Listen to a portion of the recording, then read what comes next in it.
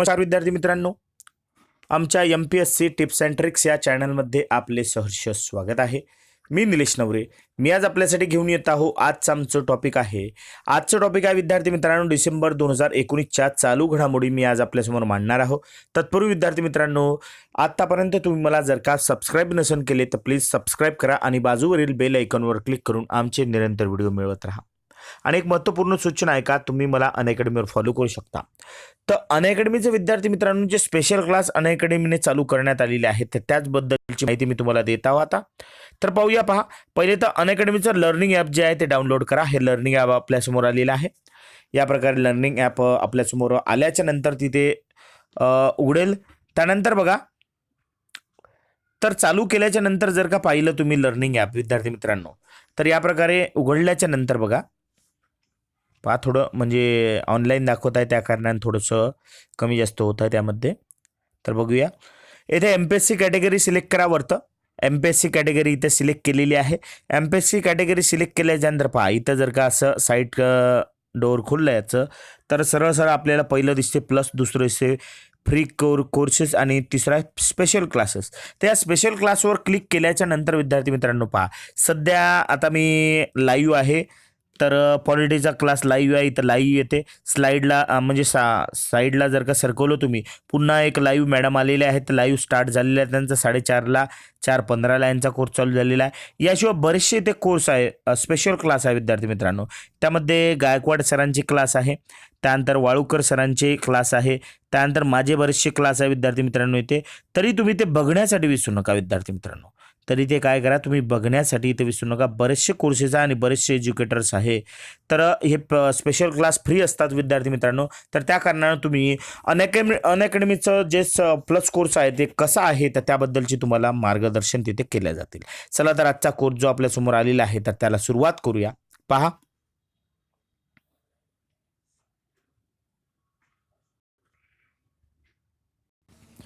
विद्यार्थी मित्रांनो, आजचा चालू घडामोडी आलेला आहे आपल्यासमोर.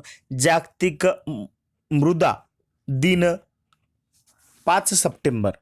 तर विद्यार्थी मित्रांनो पहा, संयुक्त राष्ट्रसंघ अन्न व कृषी संघटना यांच्या नेतृत्वात दरवर्षी 5 डिसेंबर या दिवशी जगभरात जागतिक मृदा दिन, वर्ल्ड सॉइल डे पाळला जातो.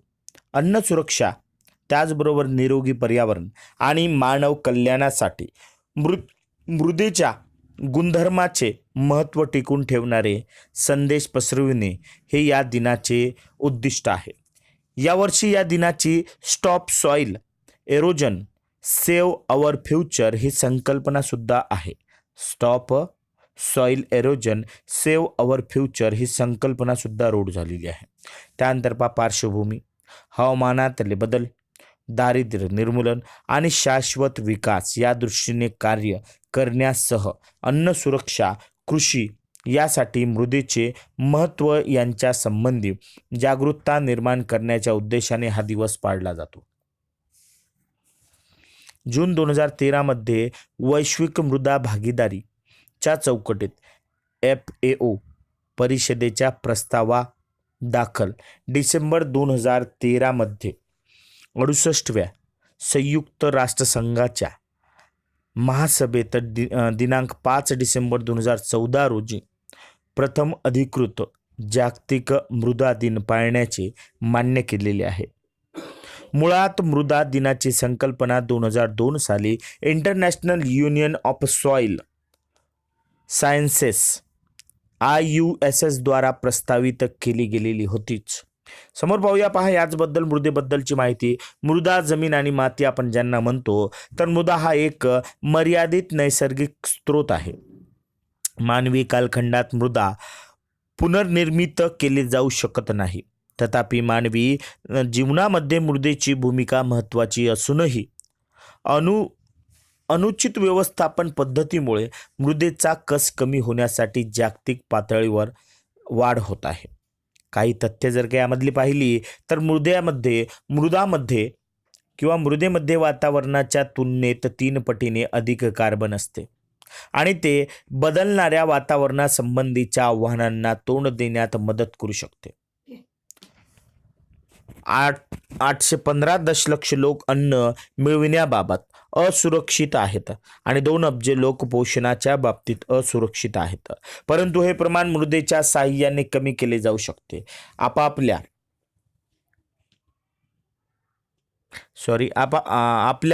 लागणारे 95% अन्न मृदेमधून येते आणि जागतिक पातळीवर 33% मृदा आधीच नापीक झालेली आहे. किती टक्के? 33% मृदा नापीक झालेली आहे.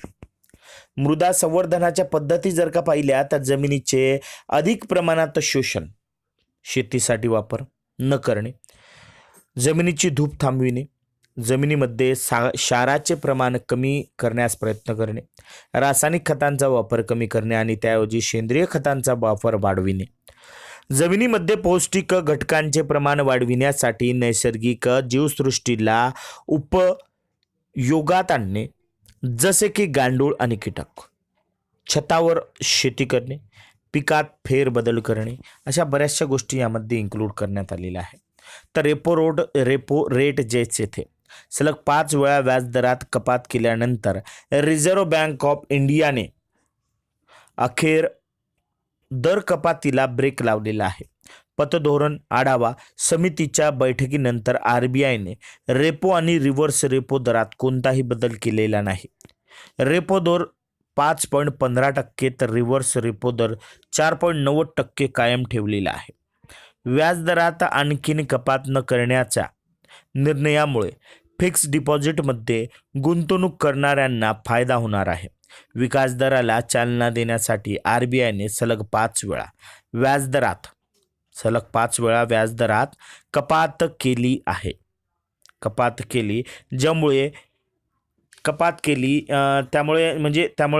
त्यामध्ये कपात केलेली आहे, व्याजदरात कपात केली. त्यामुळे गेले वर्षभर फिक्स्ड डिपॉझिटच्या गुंतवणुकीवरील व्याजदर कमी झाले आणि फेब्रुवारी 2019 पासून RBIने 135 पॉईंट्स नि रेपो रेट कमी केलेले आहेतच. विद्यार्थी मित्रांनो, फिक्स डिपॉझिटवर काय फायदा होत असतो? तर रेपो आणि रिव्हर्स रेपो जे असतात त्या रेटमध्ये कोणताही बदल न करून जर का RBIने फिक्स डिपॉझिटमध्ये पैसे गुंतवणाऱ्या काही प्रमाणात यांना दिलासा सुद्धा दिला गेलेला आहे की गेल्या काही महिन्यात सातत्याने बँकांकडून जे काही मुदत ठेवी किंवा मुदत ठेवीवरील व्याजदरात जे काही कपात सुरू होती, उदाहरणार्थ पहा की स्टेट बँक ऑफ इंडियामध्ये 1 वर्षाच्या FDवर नोव्हेंबर 2019 मध्ये 6.26% तर ज्येष्ठ नागरिकांना 6.75% व्याज मिळत होते. तेच ऑगस्टमध्ये या FDवर 6.8% तर ज्येष्ठ नागरिकांना 7.3% व्याज मिळत होते.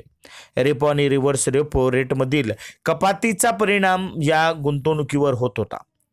FD मधील व्याज कपातीचा सर्वाधिक फटका ज्येष्ठ नागरिकांना बसत होता. कारण वयाची 60 ओलांडलेल्या निवृत्त झालेला हा वर्ग मोठ्या प्रमाणात मुदत ठेवीमध्ये गुंतवणूक करतो. व्याजदरात मोठ्या प्रमाणात त्याची गणिते अवलंबून असतात. फायनान्शियल प्लॅन्स ज्येष्ठ नागरिकांना छोट्या गुंतवणूक योजनेवर भर देण्याचा सल्ला सुद्धा दिलेला आहेतच. चला तर विद्यार्थी मित्रांनो, आजचं आमचं चालू घडामोडी जर तुम्हाला आवडल्या असेल तर जास्तीत जास्त सबस्क्राईब करा, लाईक करा, कमेंट करा आणि शेअर करा. धन्यवाद.